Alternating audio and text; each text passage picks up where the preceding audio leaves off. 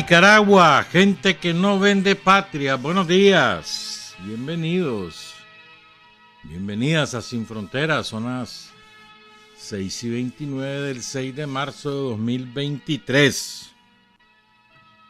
A la chocho, hermano. Ya viene Semana Zángana, sí, como de viaje, hermano. 3 semanas, no, 4 semanas. Con Carlos José Hurtado y con Byron José Baltodano cuando son las 6 de la mañana con 30 minutos. Sin Fronteras, la revista con William Griggs Vivado. En la primerísima 91.7 y 105.3 FM.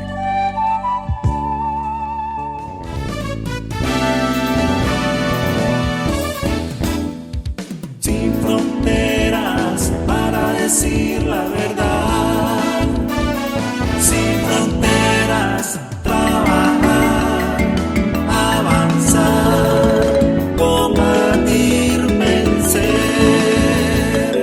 sin fronteras. 6 de la mañana con 34 minutos. Tuve 2 cumpleañeros el 4 de marzo. Allá en La Laguna, Tenerife, el archipiélago canario, Verónica Alemán. No le gusta a Verónica que se lo recuerde en el cumpleaños. Pero bueno, como lo celebró con hermanos, hermanas, mamás, nietos, o sea, sobrino nieto, sobrinos tataranietos, entonces la pasó bien. Y también mi padre estuvo de cumpleaños el sábado. Bien celebrado. Y felicidades a ambos. Ayer fue 5 de marzo y hay muchos, bueno, siempre todas las fechas reúnen muchos eventos. Lo que pasa es que algunos son memorables y otros no. O algunos los recordamos y otros no. Pero todas las fechas encierran algún significado. En el caso del 5 de marzo hay 3 cosas. La primera para nosotros, los latinoamericanos, es la partida de Chávez.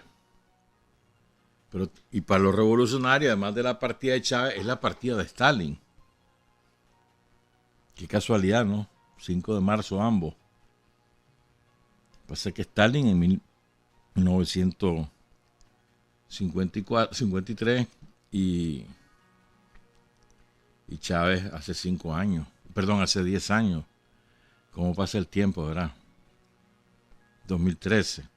Y el otro evento es que un día como hoy, hace muchísimos años, ¿verdad?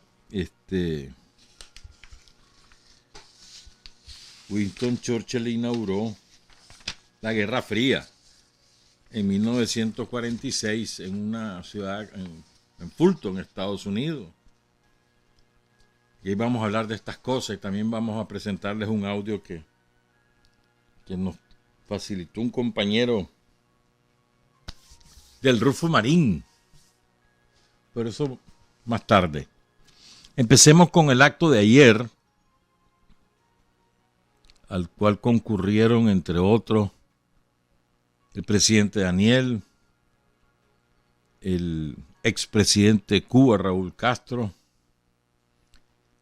el presidente de Bolivia, Luis Arce, el expresidente de Bolivia, Evo Morales, el expresidente de Ecuador, Rafael Correa, entre otros. Entonces Daniel, o sea, toda la locución de Daniel, de introducción y de cierre, lo que hace es, digamos, fundamentar esta frase, advertencia, lección. Las 3 cosas. Es un concepto, es una advertencia y es una lección de la historia. Decía Daniel ayer, nosotros hemos aprendido, no es que nacimos aprendidos ni tampoco que esté en la teoría, no, es nuestra experiencia. A eso se refiere Daniel. nosotros hemos aprendido a lo largo de la historia, es decir, no ha sido ayer ni hoy, sino en el transcurso de la historia, o sea, durante muchos años, los hechos nos han enseñado que los diálogos con el imperio son una sentencia de muerte.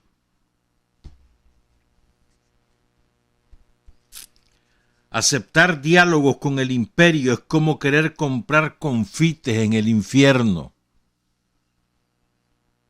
Frase contundente. Pero repito, no son frases que a Daniel se le ocurrieron, las inventó Daniel ahí. No. Daniel lo que hace es sintetizar la experiencia del pueblo de Nicaragua a lo largo de su historia.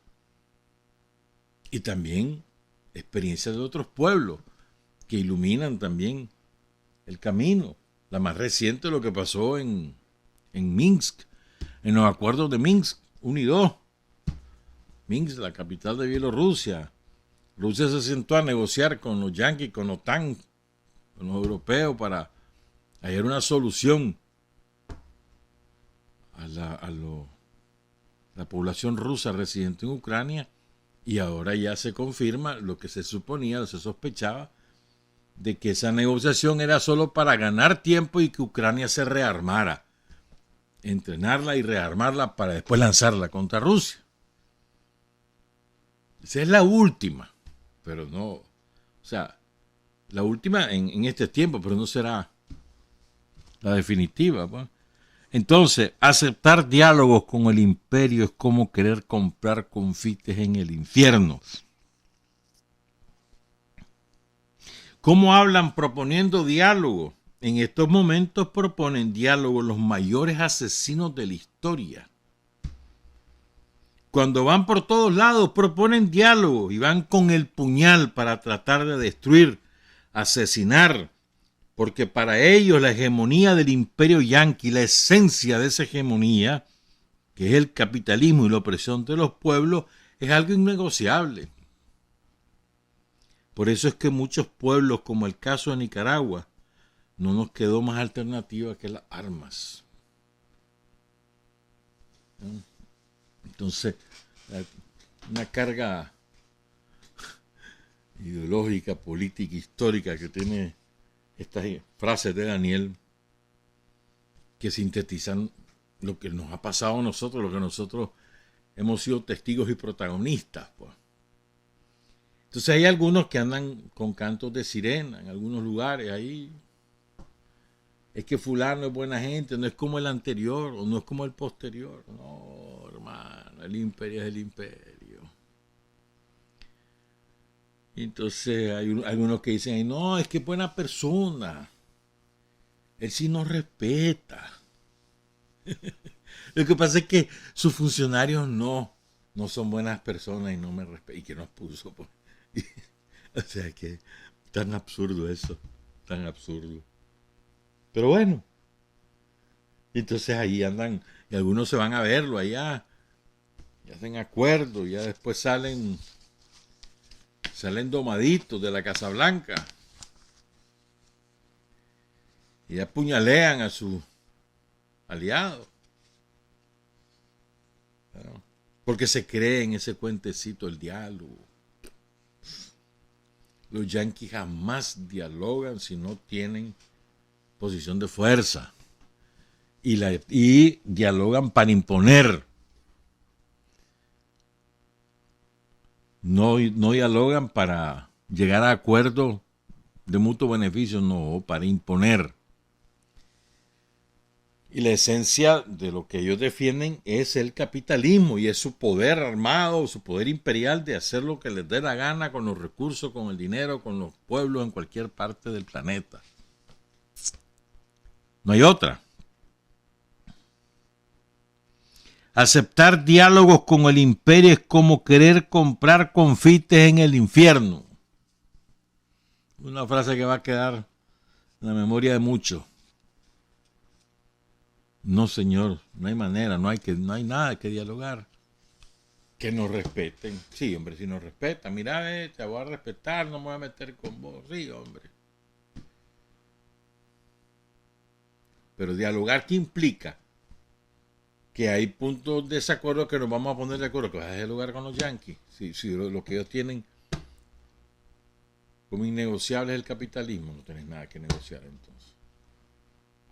Sobre la base del respeto te dice, hombre, ya está, pues dejémonos de pelear, yo te voy a respetar, así dale viaje, pues, ahí sigamos, pues. Yo no estoy en guerra como vos sos el que está en guerra conmigo. ¿No querés pelear? Pues no pelees, pero eso es tu decisión. Yo mientras tanto, aquí estoy, me atacás, me defiendo. Me agredí, me defiendo y te voy a vencer.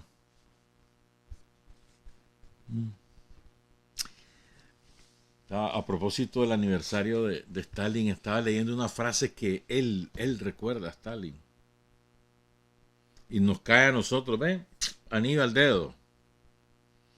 Oigan lo que decía Lenin. Lo primero es no dejarse embriagar por la victoria. No te emborraches porque ganaste.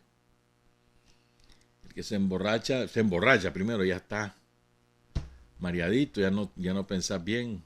Luego te viene la resaca, hermano. Y ahí es donde te caen encima. Lo primero, dice Lenin, es no dejarse embriagar por la victoria y no envanecerse. Importante, ¿no? O sea, no creerte la mamá de Tarzán porque ganaste. No creerte en el trono allá. Y sentirte el rey del mundo. No. Ni dejarse embriagar ni envanecerse, primera cosa, dice Lenin. Lo segundo, consolidar la victoria. Y la victoria se consolida con pequeñas victorias de todos los días. Y lo más importante es esto que te voy a decir, que decía Lenin. Y lo tercero, dice Lenin, rematar al enemigo. Vos dejás al enemigo moribundo pero vivo, se va a recuperar y te va a dar problemas. Hay que rematar al enemigo. ¿Por qué es eso, enemigo? No estamos hablando de rematar en el sentido físico de la palabra, sino en el sentido ideológico, político, militar. Ni embriagarse, ni envanecerse, consolidar y rematar. Lenin. Entonces digo, a propósito de estas cosas, decía Bertolt Brecht, hay una frase que yo siempre la tengo apuntada y se me olvida compartirla, es la siguiente. Y esto se lo aplicamos a los europeos ahorita, que ahí andan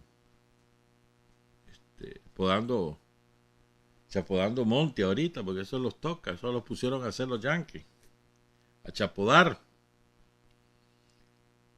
Dice Bertolt Brecht, muchas personas que conocen o al menos adivinan las deficiencias del capitalismo están dispuestas a soportarlo, a soportar esas deficiencias del capitalismo por el bien de la libertad del individuo que supuestamente el sistema capitalista les da o les garantiza. Creen que existe esa libertad principalmente porque nunca la usan. Ese es el problema, ¿eh? En teoría, pues como nunca usan esa libertad, cuando quieren usarla, se dan cuenta que no. Ese es el sistema. Fíjate que Chávez nos deja un montón de lecciones, ¿verdad? Yo creo que 10 años después, yo creo que todos estamos clarísimos, pero se pueden resumir algunas, pues. Además que volvió a validar la conquista del poder para construir un poder alternativo por la vía electoral, lo volvió a validar Chávez.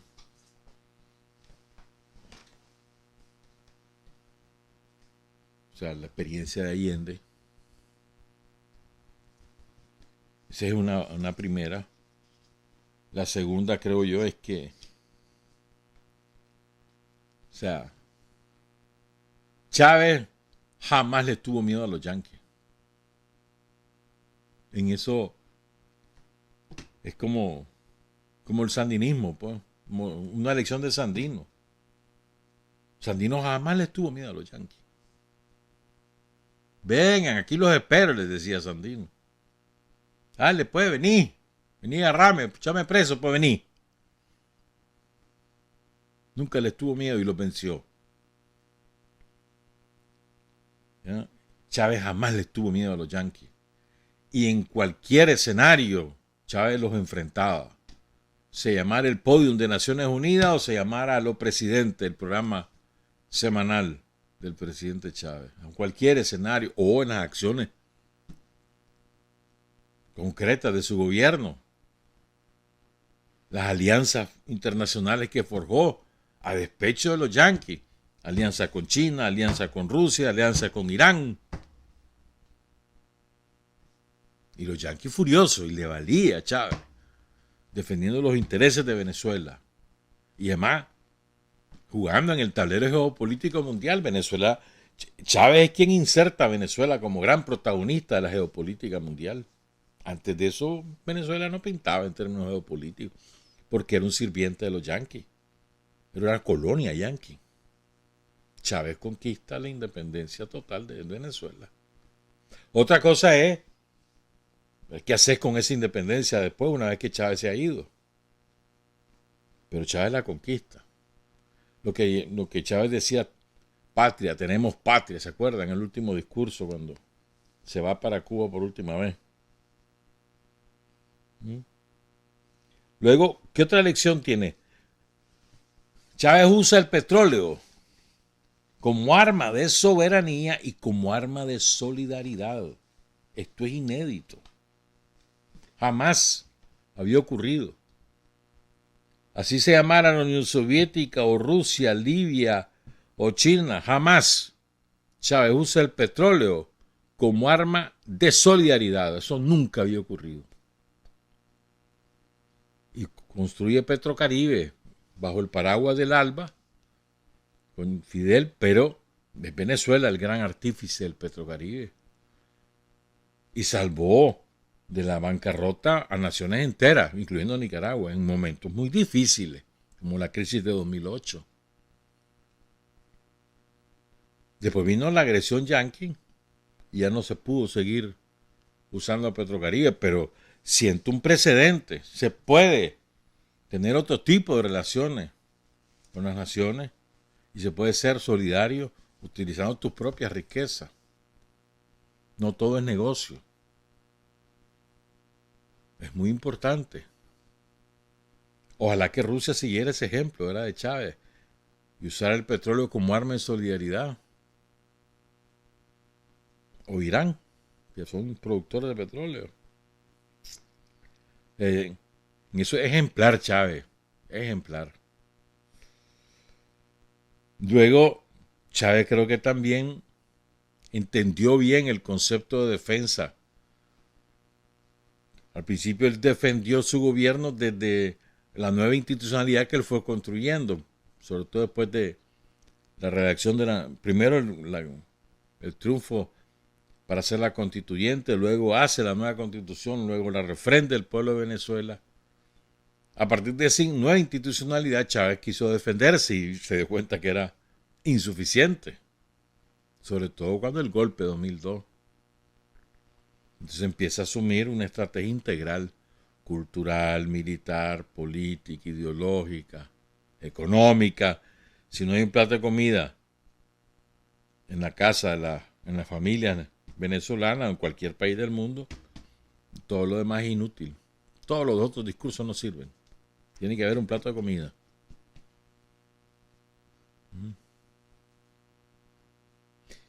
Y cuando el golpe de Estado, Chávez aprende la lección.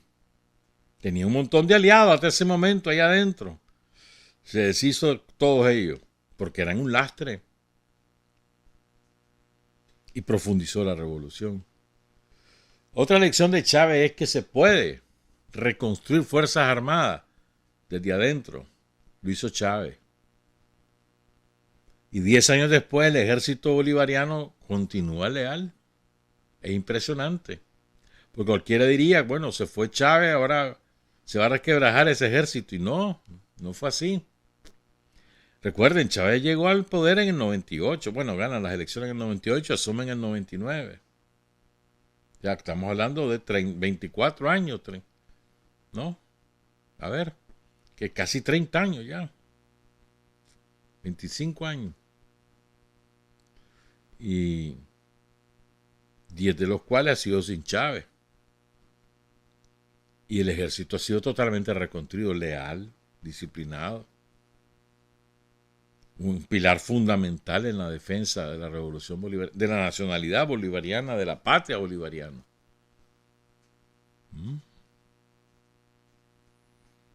El otro aspecto que yo creo que Chávez, yo creo que a todos nos fascina su manera de comunicarse. En lenguaje llano, con humor, hasta con canto, poesía. Pero sobre todo es el lenguaje llano. Él habla el lenguaje de la gente. Y cuando se veía obligado a utilizar algunas categorías filosóficas o políticas, entonces las explicaba. Pero además era directo, era franco. No andaba con medias tintas. El que era, cuando él quería llamar la atención o decirle a alguien que estaba fallando, se lo decía claramente. No andaba con subterfugio. Y a los problemas los señalaba con nombre y apellido. La revolución comunicacional que hizo Chávez fue extraordinaria porque, o sea, cuando se puso en el podio de Naciones Unidas, ¿se acuerdan ustedes? Aquí huele a azufre. ¿Quién le había dicho el de Lucifer a Bush? Era como el emperador del mundo. Todo el mundo, ay, viene Bush o viene el presidente Yankee, pues, ante Clinton. No importaba, pues. Chávez le valió riata, lo manoseó ahí, le empezó el piso con él.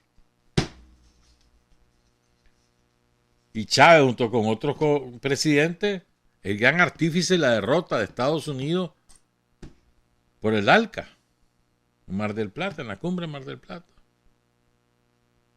O sea, un proyecto que llevaba siglos, desde finales de los años 80 del siglo XIX. Los yanquis querían armar eso y no pudieron, los derrotó Chávez. En los terrenos donde los enfrentó, Chávez los derrotó. En el único terreno donde no pudo derrotarlos fue en la defensa de su vida. Yo sigo pensando que Chávez lo mataron. Lo envenenaron, aquel maldito que fue jefe de escolta de él, que allá está en España viviendo de los millones de dólares que le pagaron los yanquis. Ese debe estar... Yo no creo que viva en paz con su conciencia. No creo. Pero bueno. Entre otras muchas cosas, ¿verdad? Pero Chávez, sin duda alguna, es un parteaguas en la historia política de América Latina. Sin duda alguna. Sin duda alguna. Y además, Chávez no está muerto, hermano. Sí, tiene todo eso, está... para seguirlo, citando el ejemplo. Es como que digas que Sandino está muerto o Carlos Fonseca está muerto, ¿quién dice? Y Chávez no está muerto. Vos no podés hablar de Chávez solo desde el punto de vista anecdotario. Eso me encantó lo que hizo Daniel ayer. No, qué anécdota ni qué nada, no, Chávez, vámonos. Esto es Chávez. Bueno. Ahora hablemos. Son las 6:57. Es que de esto vamos a hablar de Stalin, pero espérame. Bueno, mejor otro día hablamos de estas cosas, pues.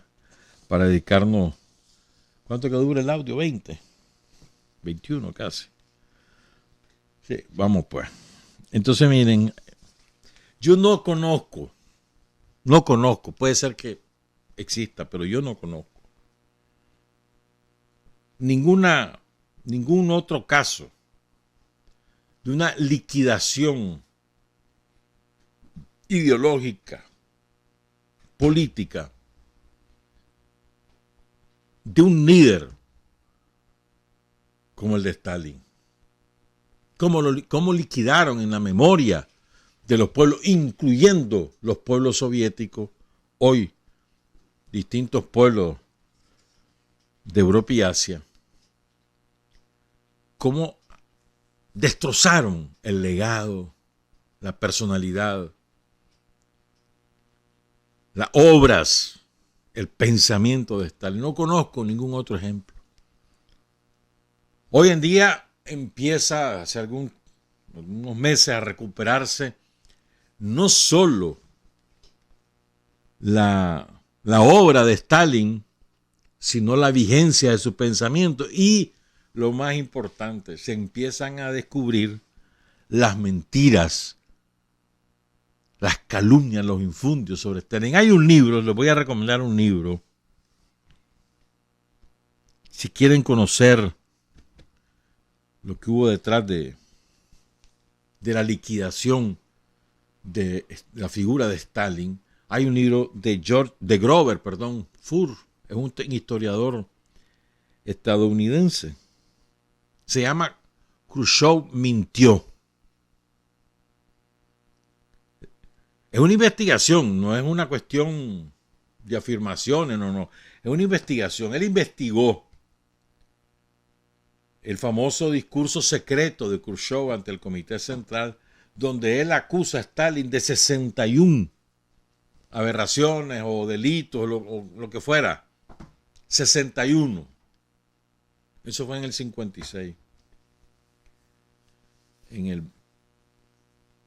el ¿qué? ¿Cuánto congreso? En el 20. Sí, creo que sí. En el 20 congreso del Partido Comunista de la Unión Soviética. Entonces viene Khrushchev y un informe secreto. Y dice, Stalin es un maldito, es esto, es lo otro. ¿Eh? Le lanza 61 acusaciones. Entonces viene Grover Furr y se metió a analizar e investigar. Y demuestra en ese libro que de las 61 acusaciones que le lanza Khrushchev, resentido por lo del caso de su hijo, etc., 60 eran mentiras, infundios, calumnias. Y una no encontró pruebas de uno o de lo otro, que fuera verdad o que fuera mentira. 60 de 61. Léanlo. Grover Furr. Khrushchev mintió, así se llama el libro. Tiene 78 años todavía y da clases allá de literatura inglesa medieval en la Universidad de Montclair, en New Jersey. Pero bueno, vamos a contarles algunas cosas de Stalin. Ahí se escribió bastante ayer sobre él. Hay un artículo que salió en Gazeta Pravda. Desde hasta Pravda la liquidó Estados Unidos y la OTAN. ¿Te acuerdas? Como en el 92. Creo que fue en el 92 que cerró Pravda, el diario de Lenin. Eso fue simbólico también. Lenin está muerto. Entonces hay que acabar con Pravda. Ahora se llama Gaceta Pravda del Partido Comunista. Ya nos separan 70 años de los días luctuosos de la despedida nacional a Stalin, que en la era de las convulsiones consiguió salvar y glorificar de nuevo un Estado antiguo. Sin embargo, la mayoría de los ciudadanos socialmente activos de hoy siguen percibiendo a Stalin como un contemporáneo. Esto es verdad. Por lo menos de la generación, digamos, de los 90 para atrás. Generaciones de 90 para atrás. A Stalin se le interpela, se discute con Stalin, odian a Stalin, pero está vivo. Como mínimo, dice el articulista que es del Partido Comunista Ruso, como mínimo, esto significa que a pesar del silenciamiento y el vilipendio sin fin, el legado teórico y lo más importante, el legado práctico que dejó Stalin no se ha echado a perder. Está esperando entre bastidores. Fíjate que en el 2019 hubo una encuesta en Rusia que la hizo el Centro Levada. Le preguntaron a los rusos cuál era la personalidad o el líder de mayor relevancia en la historia de Rusia. Sí, de Rusia. El 70% de los rusos elige a Stalin. 2019. Entonces, digo, después de semejante maquinaria, porque vos conversás con cualquier compañero, incluso revolucionario, sandinista revolucionario, y te hablan del estalinismo, porque se comieron todo el cuento de la propaganda de la OTAN y de los yanquis. Que Stalin era un asesino, que había acabado con su oposición, que había hecho campos de concentración, que lo peor de lo peor. ¿Por qué lo hicieron? Porque Stalin es el gran vencedor del imperialismo en el mundo. Por eso lo hacen. O sea, quien vence al imperialismo, cuya expresión militar en aquel momento era Hitler, es Stalin. El imperialismo mundial decide inventar la teoría racial y toda esa chochada.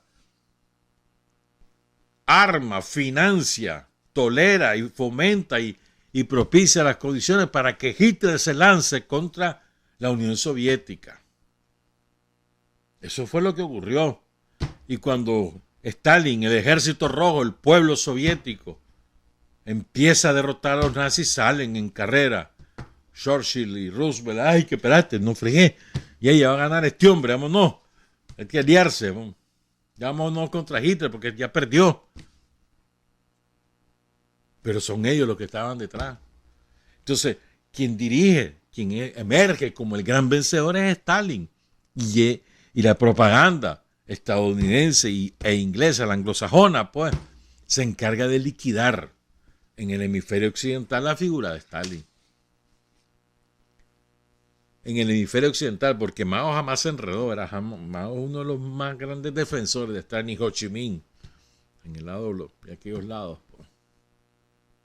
Menos Kim Il-sung, ¿verdad?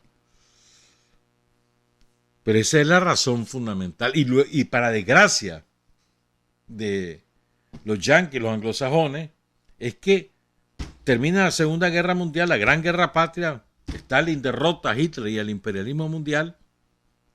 Inmediatamente Stalin pasa a recomponer la economía soviética, desmoviliza gran parte del ejército y empieza la reconstrucción. Hay que recordar, 27 millones, casi 20, otros dicen 29 millones de soviéticos perdieron la vida. Pero más destruida, una enorme cantidad de granjas estatales, de cooperativas, de industria. Casi toda la industria pesada estaba produciendo armas, había que volverla a reconvertir a producir maquinaria. Y en cosa ¿de qué? De 10 años, la Unión Soviética se volvió a poner en pie. Llegó a tener un desarrollo semejante a cualquiera de las potencias capitalistas. Después de la destrucción, eso es Stalin. Es cierto, él murió en el 53, pues, pero la base del acento es Stalin. Hace 70 años de esto, que murió Stalin. Otra cosa, mira, cuando muere Stalin hubo duelo en los pueblos, no a nivel oficial, en los pueblos, en China, en la India, en toda la Unión Soviética, en los países como Polonia, Checoslovaquia, Alemania Democrática, Bulgaria. Duelo, los pueblos. En Italia, recuerdo haber leído testimonios de la gente de lo que significó la muerte de Stalin. En España mismo, con todo y Franco. En Francia, duelo. Stalin muere de un derrame cerebral y cae desmayado ahí y lo encuentran varias horas después. Y fíjense, ¿saben cuál era la fortuna de Stalin? Por aquí la tengo, lo apunté eso. O sea, ¿cuál fue la fortuna de Stalin? Una cuenta bancaria con 900 rublos, que era el sueldo que se pagaba a él. 900 rublos, ponerle que fueran dólares, 900, era su sueldo. Un par de botas del Ejército Rojo, 2 trajes militares, su casa, que era la casa de la familia en Gori, en Georgia, y eso era todo. El sepelio de Stalin fue una multitud jamás vista. Avenidas y calles repletas de la gente llorando a Stalin.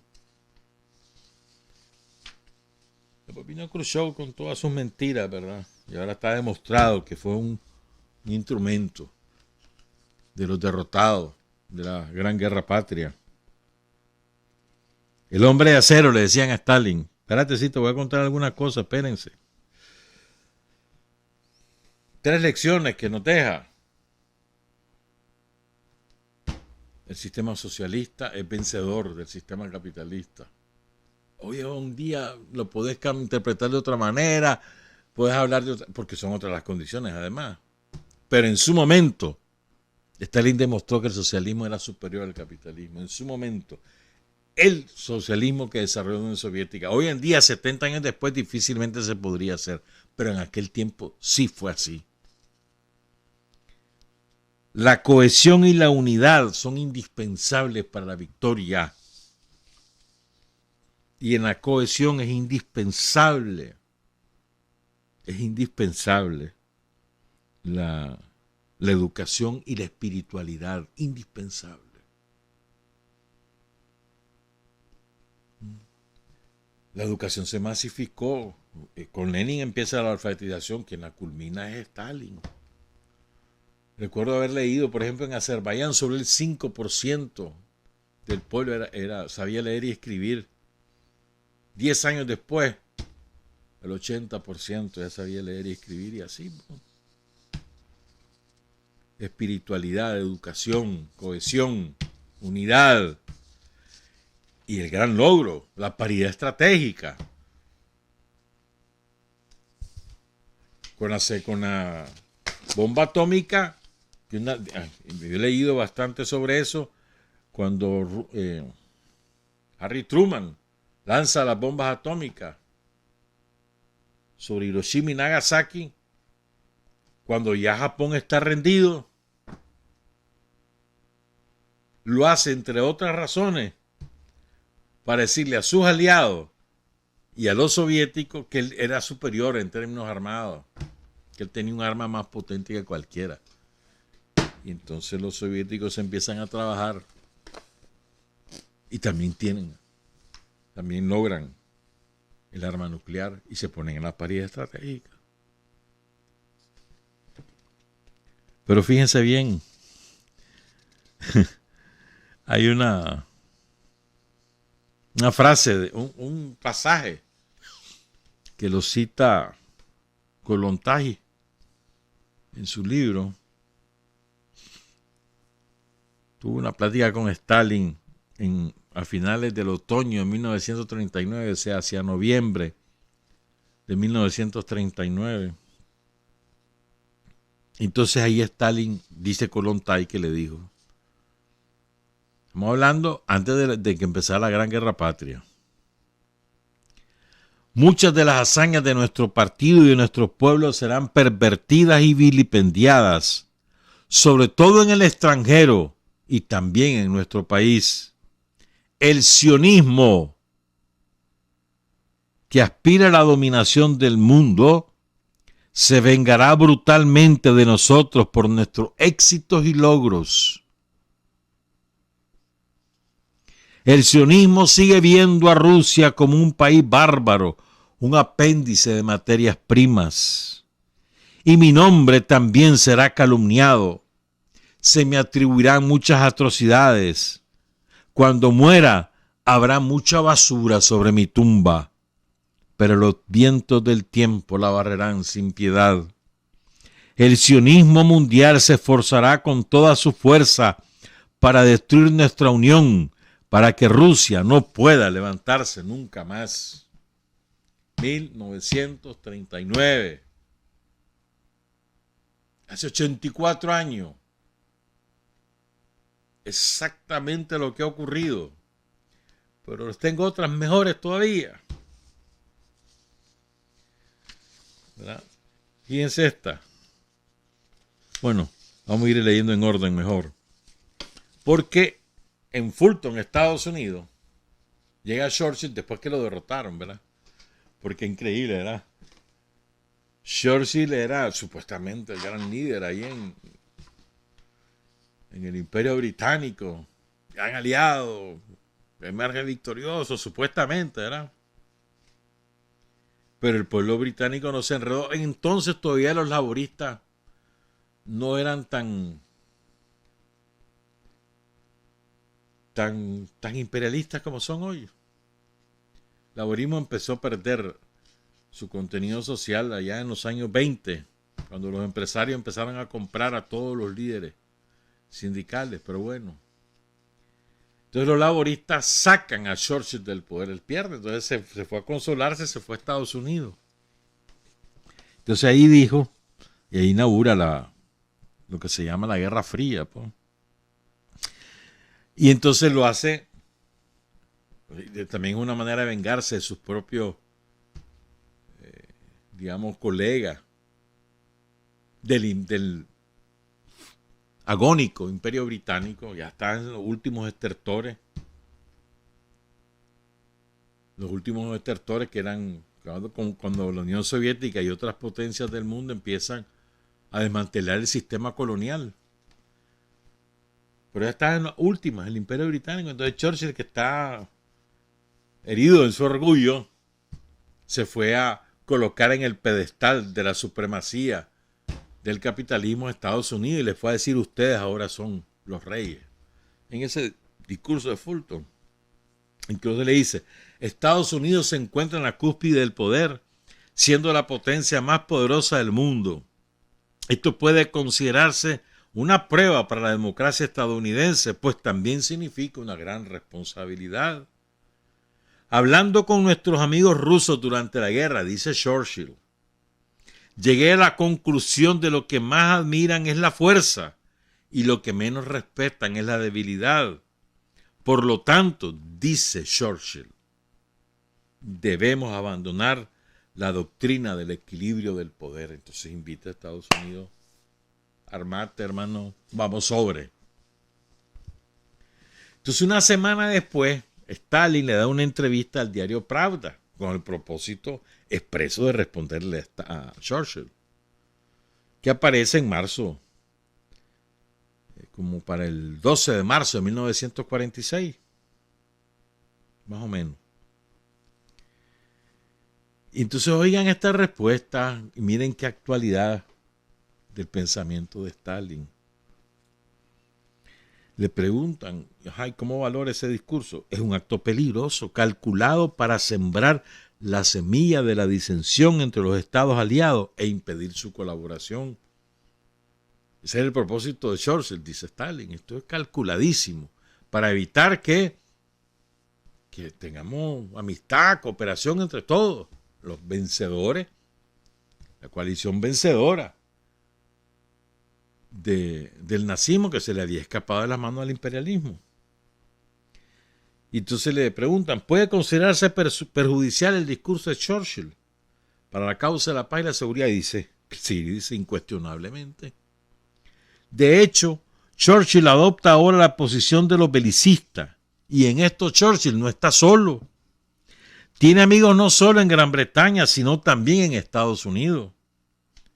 Un punto a destacar es que en ese sentido, Churchill y sus amigos tienen un parecido sorprendente con Hitler y sus amigos.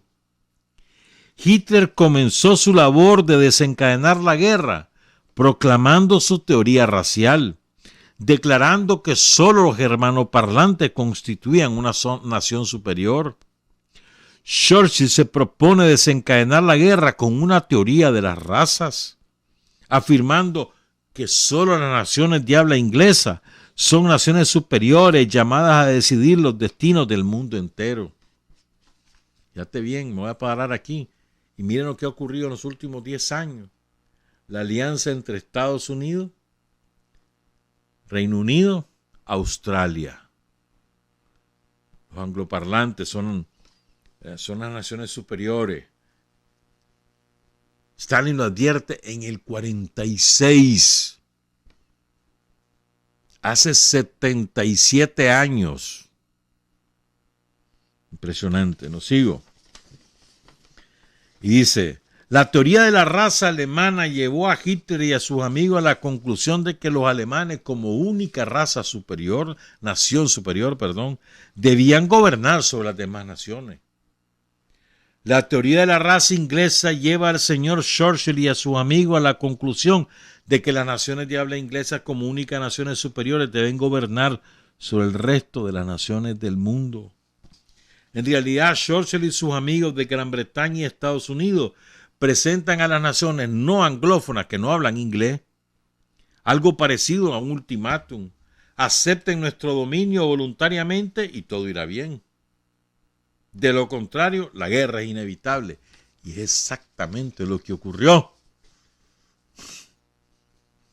Incluso hay una declaración bien bonita de Stalin. Le preguntan sobre la guerra de Corea. Y entonces, que ya había invadido Estados Unidos Corea. Esto fue como en el 52 por ahí.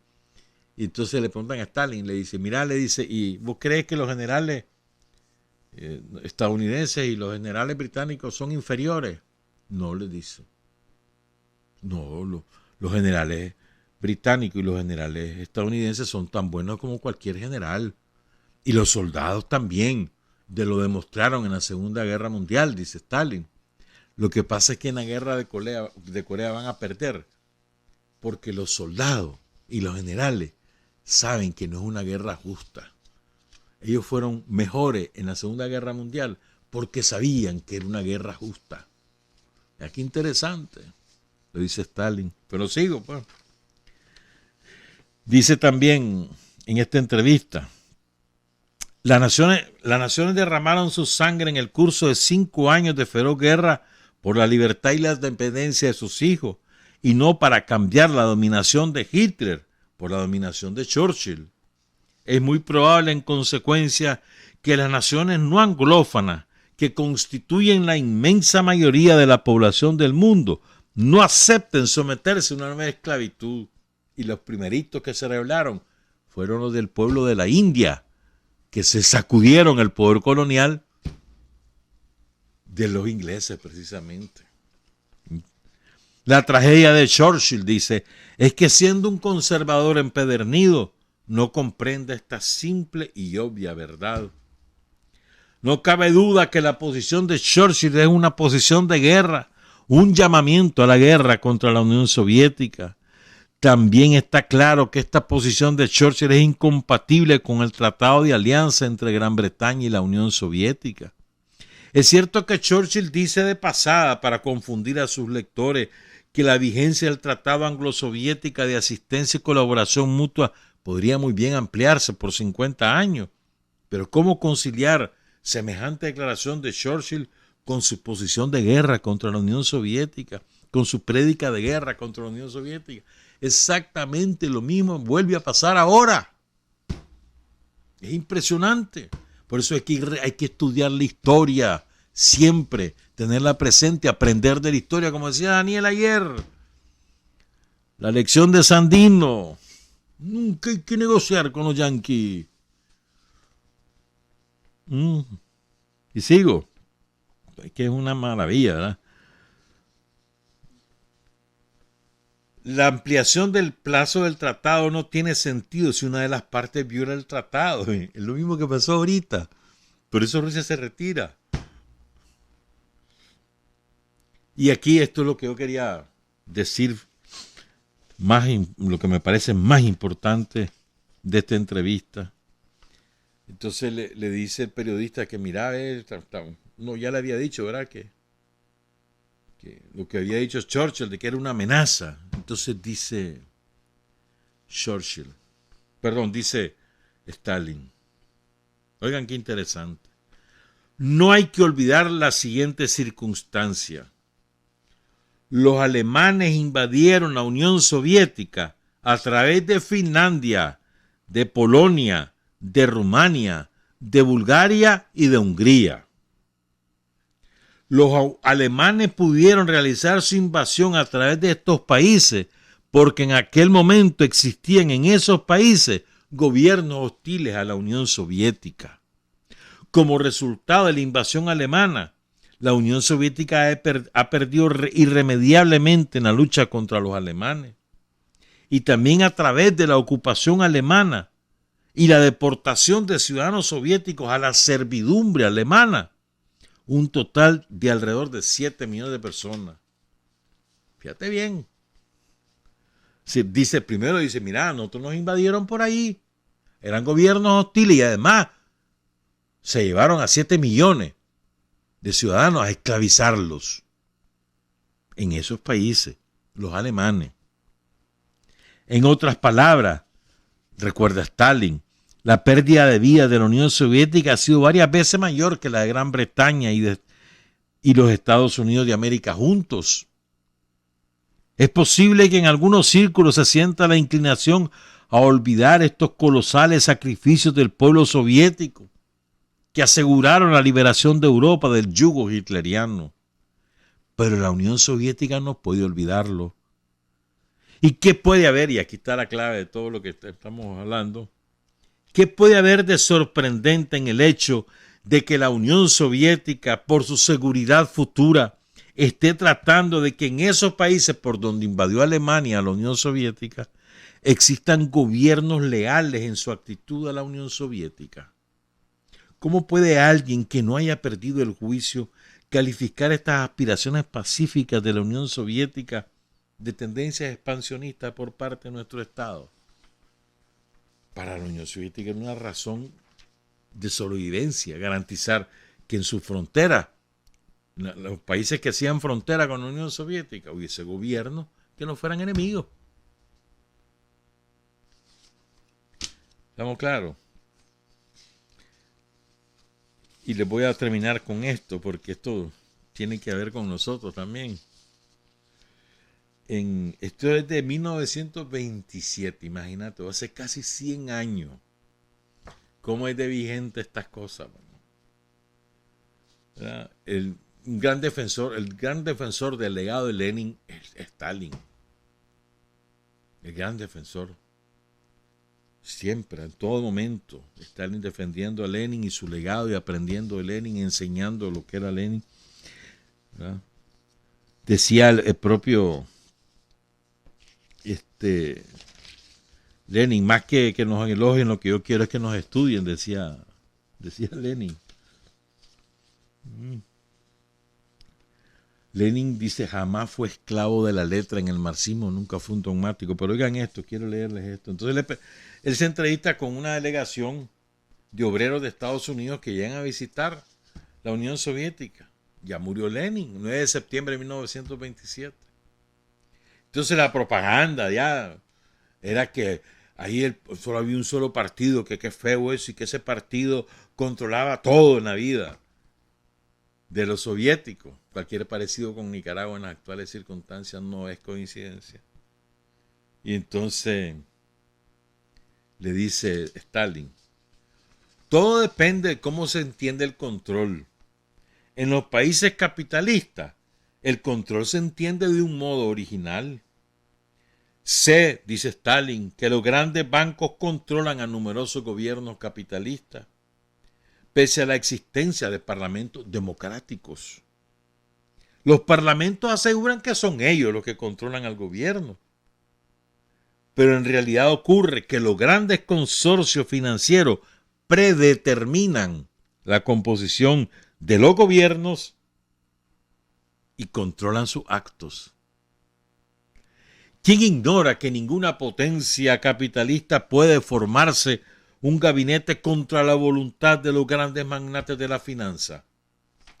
Basta cierta presión financiera para que los ministros salten de sus puestos como endemoniados.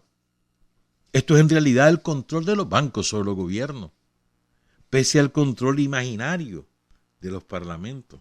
1927 y eso no ha cambiado nada. Si se trata de esto, el control, dice Stalin, debo decir que en nuestro país la Unión Soviética, no se concibe y está completamente excluido el control de los dueños de la bolsa de oro sobre el gobierno. Siquiera sea por el mero hecho de que en nuestro país hace tiempo que los bancos fueron nacionalizados y los dueños de la bolsa de oro arrojados de la Unión Soviética. ¿Acaso la pregunta de la delegación, dice Stalin, a los obreros estadounidenses, no se refería al control, sino a la dirección del gobierno por el partido? Si era eso lo que quería preguntar la delegación, yo le respondo sí. En nuestro país, el partido dirige al gobierno. Y esta dirección es posible porque el partido posee la confianza de la mayoría de los obreros y de los trabajadores en general y tiene derecho a dirigir los organismos del gobierno en nombre de esa mayoría. La prensa burguesa suele asombrarse de esta injerencia del partido en los asuntos del Estado, pero es un asombro enteramente falso. Es sabido que en los países capitalistas los partidos burgueses se inmiscuyen exactamente lo mismo en los asuntos del Estado y dirigen los gobiernos, con la agravante de que ahí la dirección está concentrada en manos de un reducido círculo de personas ligadas de una u otra manera a los grandes bancos, debido a lo cual se esfuerzan por ocultar su papel a la población. ¿Quién ignora que todo partido burgués de Inglaterra o de los demás países capitalistas tiene su gabinete secreto, formado por un reducido grupo de personas que concentran en sus manos la dirección? Recuerden, aunque no sea más que el conocido discurso de Lloyd George, en el que habló del gabinete del Partido Liberal que actúa a la sombra, la diferencia en este aspecto en el país de los soviets y los países capitalistas estriba en que primero, en los países capitalistas, los partidos burgueses dirigen al Estado en interés de la burguesía y contra el proletariado, mientras que en la Unión Soviética el Partido Comunista dirige el Estado en interés del proletariado y contra la burguesía. Y segundo, los partidos burgueses ocultan su papel dirigente al pueblo, recurriendo a la ayuda de sospechosos gabinetes secretos, mientras que el Partido Comunista de la Unión Soviética no necesita ningún gabinete secreto, condena la política y la labor práctica de los gabinetes secretos y declara públicamente ante todo el país que asume la responsabilidad de la dirección del Estado. Recuerden, dice Stalin, amen, estudien a Ilich, nuestro gran maestro, nuestro jefe. Luchen y venzan a los enemigos interiores y exteriores como lo hacía Lenin. Edifiquen la nueva vida, el nuevo modo de vida, la nueva cultura como lo hacía Lenin. Nunca desprecien lo pequeño en el trabajo, pues de lo pequeño se construye lo grande. En esto reside uno de los importantes preceptos de Lenin. Nunca desprecien lo pequeño en el trabajo, pues de lo pequeño se construye lo grande. Y cierro esta parte del Stalin para después dedicarnos a un combate que ocurrió hace casi 30 años. ¿Qué? Más de 30 años. ¿Saben lo que decía el Che sobre Stalin? Oigan, mi deber como comunista, marxista-leninista, es desenmascarar a la reacción oculta tras el revisionismo, oportunismo y trotskismo.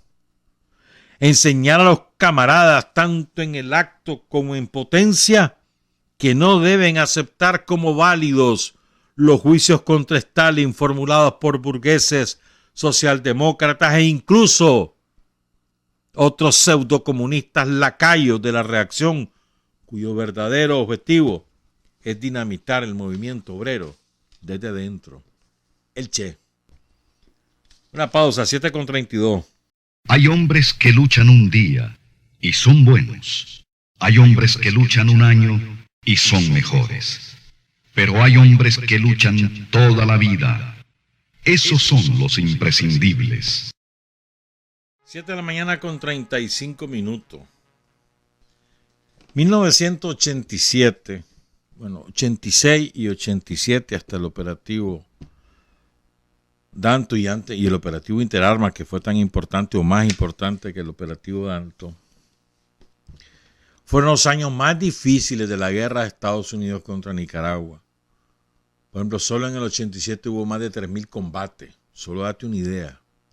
Combate significa no solamente disparar por disparar, sino muertos, heridos, destrucción. O sea, fueron años terribles, terribles, terribles. De un heroísmo del pueblo de Nicaragua insuperable, insuperable. O sea, cuando uno piensa en todo lo que pasó en esos años, los chavalos que andaban en la guerra eran los hijos del pueblo y son los que defendieron al pueblo y defendieron a la patria. Y superaron millones de dificultades de todo tipo, de todo tipo. Y no se dejaron vencer. Les mataban a sus amigos, a sus hermanos delante de ellos y seguían. Por amor a la patria. Ahí no era por un salario. Por amor al país, al pueblo, a la patria. Y empujaron hasta que los vencieron. O sea, la juventud de los años 80, y la juventud de Nicaragua en cada momento de su historia ha sido heroica. Y uno de los héroes de esa juventud es Jairo José González Artola, un chavalito de la juventud sandinista, fundador de las milicias populares sandinistas en su barrio, en el barrio Celín Chible.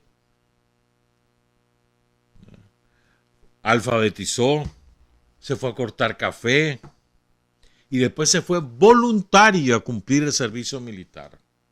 No hubo necesidad de reclutarlo, él se ofreció.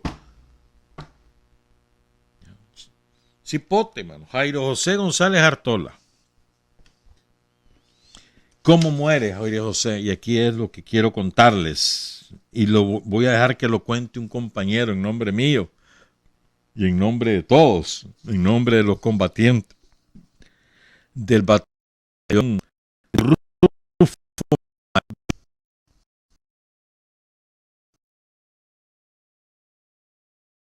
de Santo. Y ocurrió en el Cerro La Martina. Esto queda en el Ayote. O sea, en el límite entre Chontales y la región autónoma del Atlántico Norte. Ahí en el límite, La Martina. Es un cerro, pero no es de mucha elevación. Queda más o menos a 50 kilómetros al oriente de Río Blanco, más o menos. Más bien entre la Raxi y Matagalpa, perdón. Entre la Raxi, o sea, el Atlántico, el Caribe Sur y Matagalpa, más bien.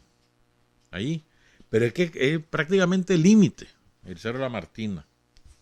Pero era parte de la quinta región militar. Entonces, el BRI estaba al mando en el entonces capitán Odel Ortega.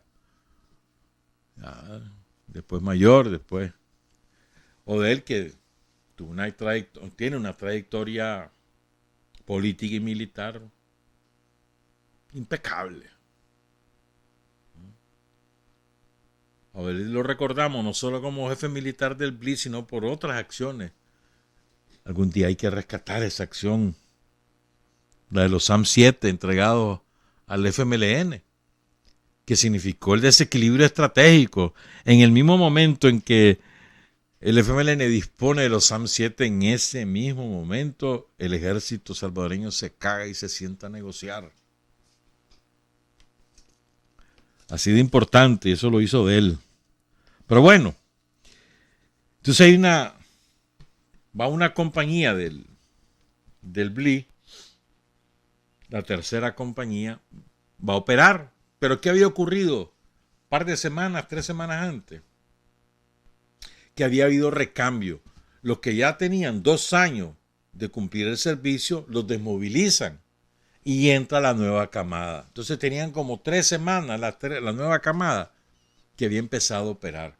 Los combatientes de mayor experiencia ya han salido, ya van para Managua o están a punto de salir, pero ya no van en esa operación. Esto es muy importante. Entonces van los chavalos ahí, entrenados, sí, pero no tienen la experiencia combativa de los que se acaban de desmovilizar. ¿Verdad? Entonces la tercera compañía de infantería del BLI, Rufo Marín, va operando, pero tiene esta debilidad. Pero bueno, entonces ellos van normal, cuando de pronto están rodeados. Ahí no solo cae Jairo, ya van a oír cómo cayó Jairo, sino que caen 9 chavalos. Algunos, aunque bueno, en este testimonio que vamos a escuchar nos dicen que son 11. Pero la desgracia es que solo tenemos 4 nombres. Será desgracia. Que son Jairo José González Artola, del barrio Celín Chible de Managua, los gemelos Víctor de la Cruz y Manuel de Jesús Jiménez Girón. Estos son del Rosario, de Carazo. La estación de bomberos del Rosario Carazo lleva sus nombres, los nombres de los gemelos. Y miren cómo fue, que esto me lo contó Enrique Mayorga, veterano del BLI, Rufo Marín. Él nos ha suministrado esta información y además Enrique Mayorga es el que nos dio el audio que vamos a transmitirle. Entonces nos cuenta Enrique que los gemelos van en la misma compañía. Entonces uno de ellos resulta herido.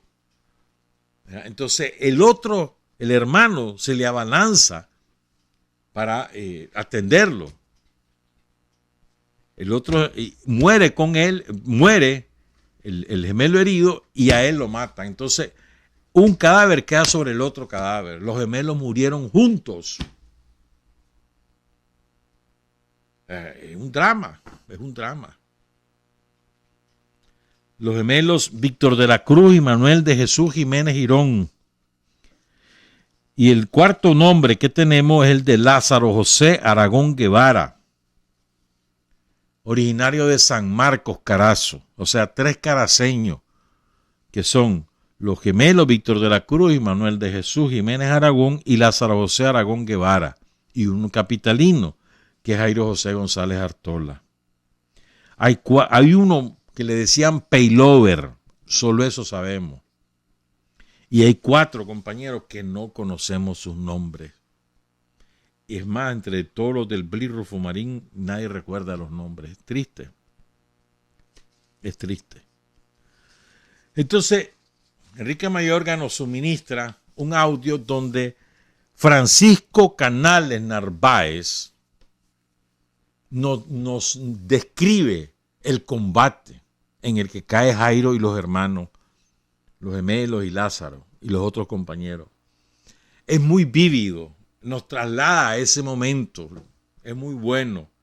Es un compañero de origen campesino, él vive ahora en Costa Rica hace algunos años, ahí es cocinero, ayudante de chef, leal a la revolución. Y él cuenta todo, él era el ametralladorista pesado, que es diferente al... O sea, el pesado, el que lleva las 50, ¿me entiendes? Entonces, tiene que llevar un ayudante que le ayude con las municiones. No es posible manejarla solo. Y eso pesa un montón. Ya van a saber por qué les digo esto. ¿Verdad? Entonces, él era el ametralladorista pesado del 3er pelotón de la 3ª compañía del BRI, Rufo Marín Bellorín. Y él nos cuenta, nos describe cómo fue ese combate. Para que los que creen que la guerra es aventura, los que creen que la guerra pues es emocionante, los que juegan eso, los videojuegos y que matan, que no sé qué, no sé cuánto. No, hermano, eso no es así. La vida es diferente. Oigan este testimonio, esta descripción es muy vívida y duele escuchar todo lo que nos va contando Francisco Canales Narváez.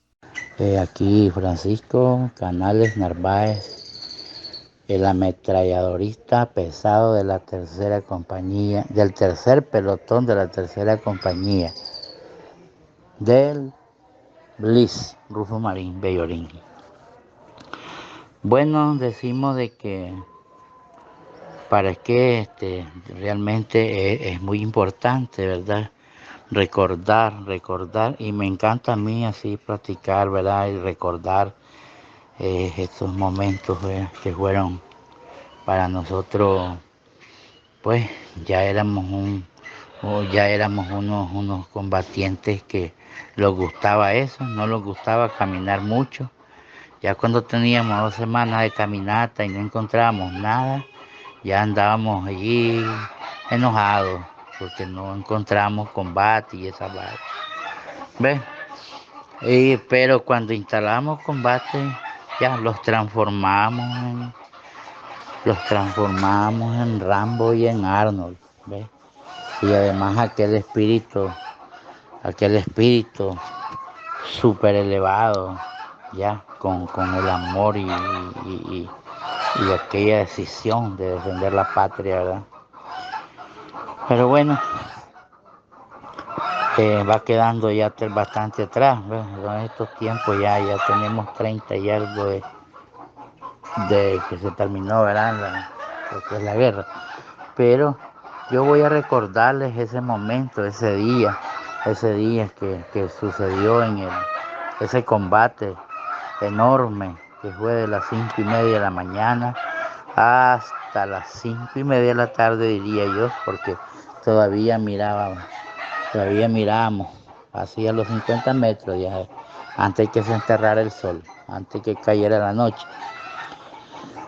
Bueno, ese día, ¿verdad? Nos levantamos muy a las 4 de la mañana, ya los pusieron arriba porque el enemigo está cerquita, ya, el enemigo está cerca y vamos sobre.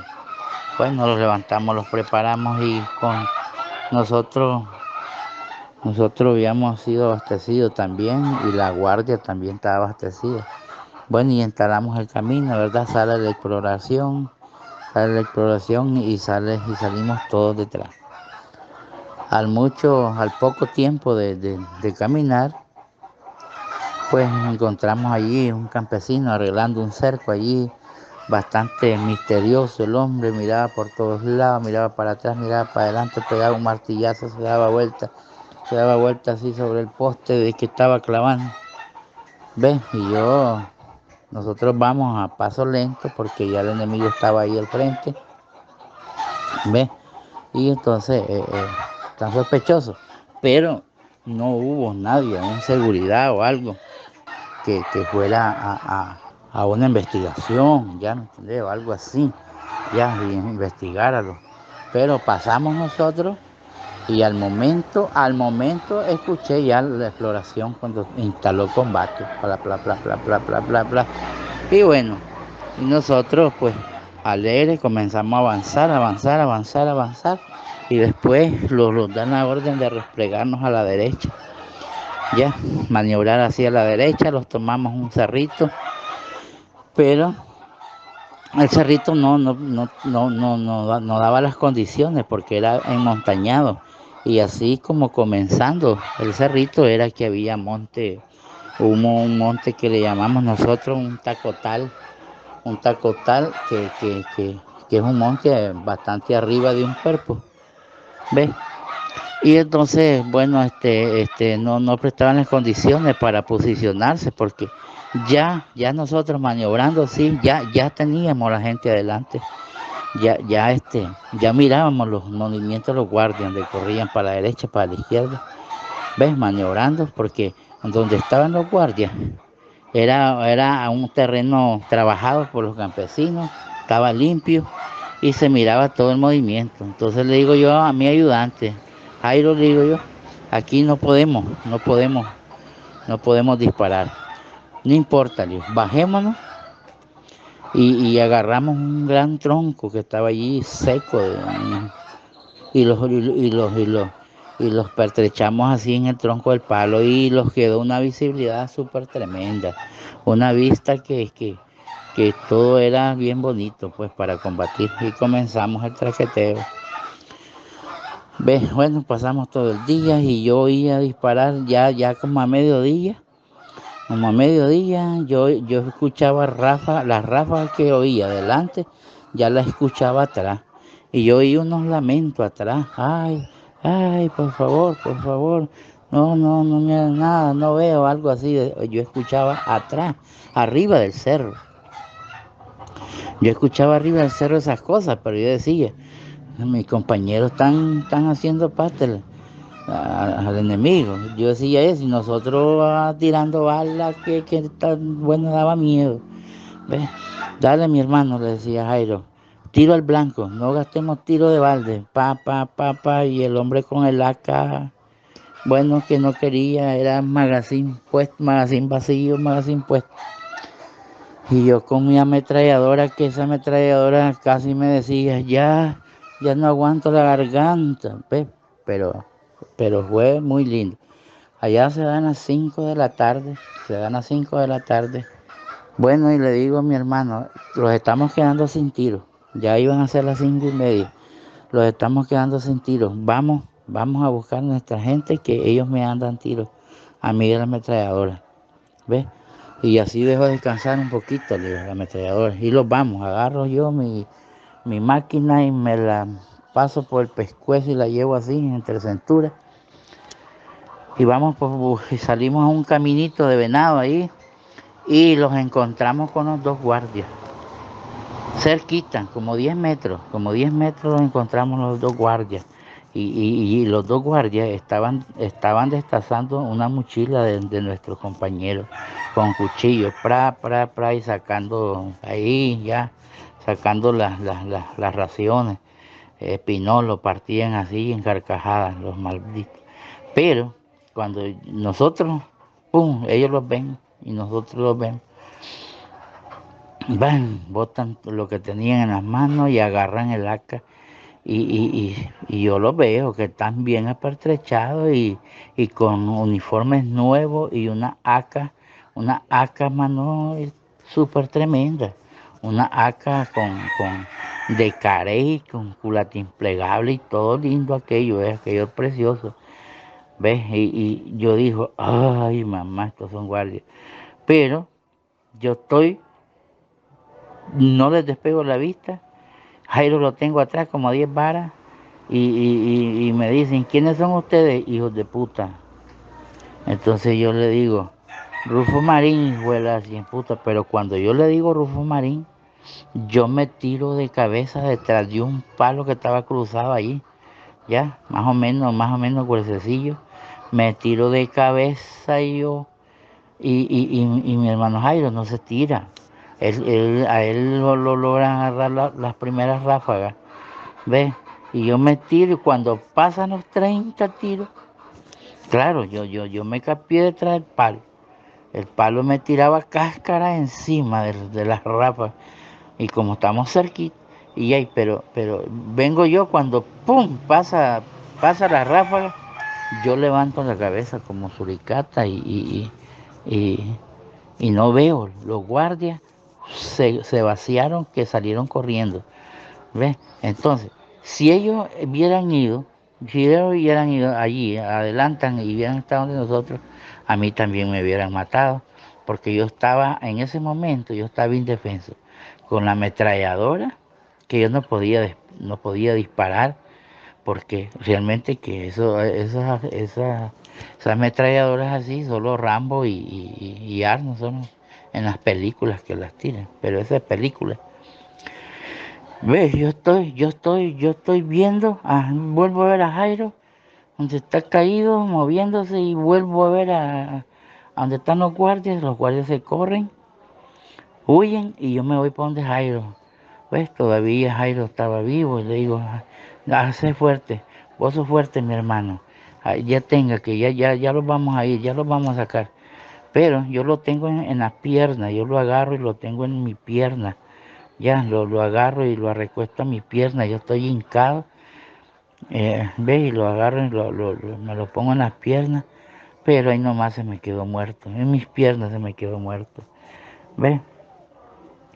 Y yo vine, allí tuve un ratito con él, ya nada que hacer, vine, lo puse y le quité el AK, le quité la pechera y miré cuántos tiros tenía, apenas tenía como 6 tiros, un magazine, eran los únicos. Lo agarro y, 2 granadas de mano, que andaba él, lo agarro esas 2 granadas, y bueno, y agarro mi PKM, y le quito el cerrojo, y esa le echo basura a la orilla de allí, un poco de monte, y Jairo también vino yo y lo escondo y lo tapé con basura también, con monte lo tapé, y me fui yo en son de buscar a los guardias, pero ya agarré otro itinerario, me fui en un zanjón, así, un potrero, para salir como hacia adelante, porque el camino daba una vuelta así. Me voy ahí a paso de gato, a paso de tigre, ¿verdad? Con cautela, como cuando un tigre va a cazar. Ya no era yo en ese momento, yo estaba convertido en que pasara lo que pasara, yo iba a buscar los guardias. Cuando voy caminando y salgo a otro caminito de venado y me encuentro a dos soldados de los nuestros. Pero yo me hinco para asegurarme de ellos, ¿verdad? Pero cuando miro al jefe de escuadra, ay, pero a mí para retener nombres realmente soy malo. El jefe de escuadra y un soldado, es un chelito. ¿Sí? Ellos trabajaban, ese jefe de escuadra estaba de control controlando los buses en una caseta en el Israel. Primero lo vi en el Mercado Oriental, después lo vi en el Israel Levite. El Israel Levite, no sé cómo se pronuncia. Allí lo vi trabajando, allí lo hablamos, ahí platicamos. El otro chelillo por allí también, por ahí trabaja, pero no sé en qué. Pero los mirábamos mucho allá en las reuniones, en las reuniones que hacíamos allá en las Palomeras, donde teníamos y alquilábamos una casa, los reuníamos todos los BRI, llegamos allí, los días domingos, pero los nombres no los retengo. Bueno, la cuestión que los encuentro yo a los hermanos, pero ellos iban hablando en voz alta, hablando y caminando. El chelito ahí ya iba sin camisa y se estaba quitando las botas y diciendo, somos Rufo Marín, somos Rufo Marín, bueno, y el chelazo, el jefe de escuadra, yo les hago señas que se callen y que se bajen, porque los contras los tengo como a 100 varas, en una choza, una casa de paja, estaba allí, viejita, ahí estaban. Entonces les digo yo que se callen y todo, entonces el jefe de escuadra llorando, y me dice, chicos, sacanos de aquí, que los dejaron botados y los demás se retiraron y los dejaron botados. ¿Cómo así? Le digo yo, es cierto. Hagan lo que yo haga, le digo yo, hagan lo que yo voy a hacer, le digo yo, y vamos a salir vivos. Pero así, y cállense, le digo, ¿cuántos tiros andan? Le digo, no andamos tiros, y ya un poquito, como 3 o 2 tiros, y agarro esos tiros y los meto en mi magazine, y comenzamos a subir un ayotal por debajo de la hoja del ayote, de arrastra, de codo y rodilla. Y entonces subimos, pasamos el ayotal y desembocamos donde estaban nuestros hermanos caídos, estaban muertos, eran 10 y estaban amontonados uno encima de otro, amontonados uno encima de otro. Y a mí me dio cosas ahí, porque sí, allí estaban. Y esos hermanos fueron torturados, ¿no? Con razón yo escuchaba unos lamentos, yo escuchaba decir, ay, ay, ay. Pero nosotros estábamos en combate en vivo, estábamos disparando en ese momento. Y yo no pensé que estábamos rodeados y estábamos solos ahí. Entonces pasamos ahí quedaron los hermanos y nosotros seguimos. Entramos a un chaguital y después los tiramos un guindo y para subir otro cerrito que allí los quedamos para amanecer. Ahí les digo a ellos, bueno muchachos, aquí quedémonos y el que venga detrás de nosotros, yo me lo voy a ir apiando uno a uno y aquí no los movemos, aquí vamos a amanecer para ver qué onda mañana. Y eso fue, al siguiente día, como a las 8, escuchamos los helicópteros, los escuchamos, pero iban como a una distancia de 3 kilómetros. Yo le digo yo, mae, comencemos a salir de este cerro porque esos maes se van a ir y los van a dejar aquí entortados. Bueno, buscamos cómo bajar el cerro. Cuando bajamos el cerro así, buscando la trocha, escuchamos una voz, ¡ay! Soy de Rufo, soy Morocco, soy de Rufo, Morocco, jefe pelotón. Si alguien está vivo, que salga. Si alguien está vivo, que hable. Hablen, soy Morocco del Bli, pero yo con tanta desconfianza como estábamos, tanta desconfianza que no fuera él, digo yo, este es contra, y agarró algunos papeles de nosotros, de los caídos, entonces anda diciendo que son de Rufo para que salgamos y los mate. Bueno, y me acerco lo más que pude a él, y yo lo estaba viendo, pero aún no creía que era él. Ya, tenía ganas de apiármelo, pero me acerqué más y más, y miré que era él, realmente que era él. Entonces le dije yo, aquí estamos, no te muevas así, no te muevas, porque te tengo en la mira. Entonces yo ya salí, y ya dice, sí, hombre, ¿no ve que se fregaron los radios, que los retiramos como que a las 11 no sé qué? No, hombre, le digo yo, no, hombre, ¿a dónde está el jefe de compañía? Yo lo voy a palmar ahorita mismo. Yo pues, súper enojado diciendo eso. Allá le digo yo, tenemos, y los otros, me dice Morocco, y los otros, allá están muertos, le digo, allá hay 10, le digo, amontonados. Y Jairo, mi ayudante, le digo, allá lo tengo escondido, que también me lo mataron. Le digo. Y ya entonces ya me dice, vamos, anda a enseñarme. Y entonces los llevé donde estaban, los 10 muertos más, y después los fuimos donde había dejado a Jairo yo. Y eso fue, ¿ven? Eso es la historia de ese día, ese combate que nosotros combatimos todo el día y estábamos botados, estábamos perdidos, abandonados completamente, ya, los dejaron abandonados. Entonces, ¿eso qué pasó?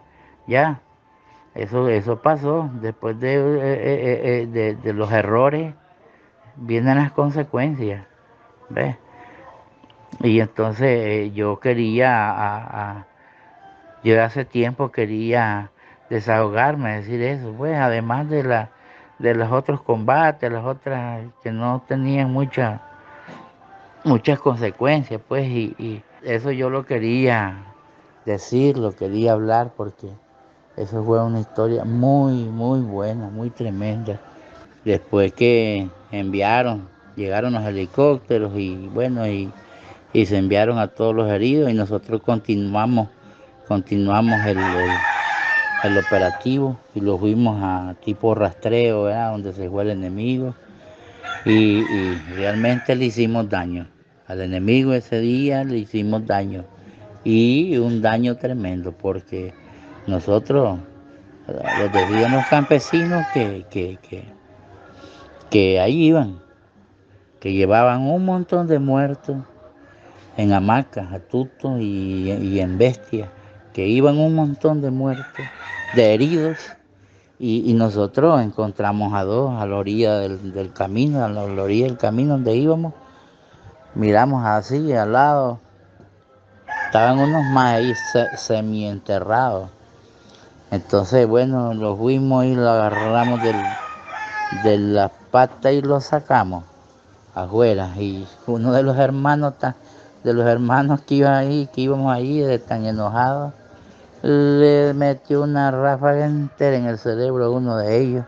Pero y ahí los hicimos vos sabés que era un premio para nosotros recuperar una mochila, recuperar un par de botas jungla, porque no son recuperes regalados, son recuperes a punto de sangre, vos sabés. Y ahí sacamos dos que estaban semienterrados ya, pues que los maecillos ahí los dejaban. Pero sí le hicimos daño. Y ahí nosotros, yo con mi ayudante, que estábamos pertrechados en ese tronco, ya llevamos como 15 metros de caminar, que dejamos la posición en ese tronco, como 15 metros y llevábamos caminando, y así. Cuando levantan en el aire el tronco, era un RPG-7, ya los iban midiendo a nosotros las costillas, los iban midiendo y lo levantan en el aire el tronco de donde estábamos nosotros. Entonces le digo a Jairo yo, hermano de los que lo salvamos, y seguimos. ya ahí ya nos dimos cuenta que nosotros teníamos al enemigo encima. Realmente hay mucho de qué hablar, hay mucho. Que pasen buen día. Francisco Canales Narváez, ametralladorista pesado del tercer pelotón de la tercera compañía del BLI Rufo Marín Bellorín. El combate del 11 de marzo de 1987, que significó la caída de al menos 9 compañeros, pueden ser 11, incluyendo a Jairo José González Artola, a los gemelos Víctor de la Cruz y Manuel de Jesús Jiménez Girón, originarios del municipio de Rosario, Jairo del barrio Celín Chibla, aquí en Managua, y Lázaro José Aragón Guevara de San Marcos. 5 compañeros que no conocemos sus nombres. Trabajar, avanzar, combatir, vencer. Patria y libertad. Revolución es sentido del momento histórico. Es cambiar todo lo que debe ser cambiado. Es igualdad y libertad plenas. Es ser tratado y tratar a los demás como seres humanos. Es emanciparnos por nosotros mismos y con nuestros propios esfuerzos. Es desafiar poderosas fuerzas dominantes dentro y fuera del ámbito social y nacional.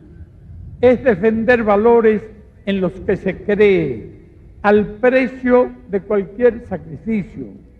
Es modestia, desinterés, altruismo, solidaridad y heroísmo. Es no mentir jamás ni violar principios éticos.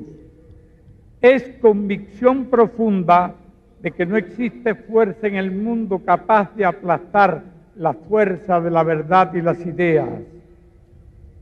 Revolución es unidad, es independencia, es luchar por nuestro sueño de justicia para Cuba y para el mundo, que es la base de nuestro patriotismo, nuestro socialismo y nuestro internacionalismo.